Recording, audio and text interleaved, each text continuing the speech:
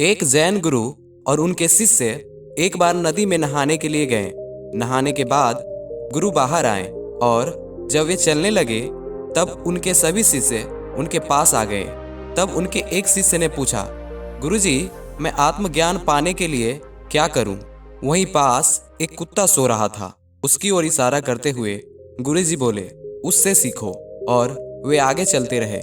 शिष्य बहुत निराश हुआ और मन ही मन नाराज भी, क्योंकि उसे लगा कि गुरुजी ने उसके प्रश्न को अनदेखा कर दिया। उसने फिर पूछा, गुरुजी, भला मैं उस कुत्ते से क्या सीख सकता हूँ? बिना कुछ बोले गुरुजी आगे चलते रहे। शिष्य ने अपनी बात जारी रखी, मैं उस कुत्ते से कुछ नहीं सीख सकता, कृपया करके आप ही मुझे बताइए। तब अगली गली में खेल रहे एक दूसरे कुत्ते की ओर इशारा करते हुए गुरुजी बोले, तो इस कुत्ते से सीख लो। अब शिष्य ने कहा, आप मेरा मजाक बना रहे हैं। गुरुजी, मैं किसी कुत्ते से क्या सीख सकता हूँ? वे खाने, सोने और बच्चे पैदा करने के सिवा कुछ नहीं करता। मैं इन सब से मुक्त होने के लिए ही तो आपको खोजता हुआ आया हूँ।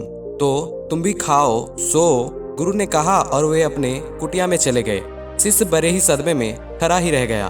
दोस्तों, इस कहानी में गुरु ने शिष्य से बहुत ही गहरी बात कह दी। जिस प्रकार एक कुत्ता जब खाना खाता है तब वह सिर्फ खाना ही खाता है, जब वह सोता है तो सिर्फ सोता ही है।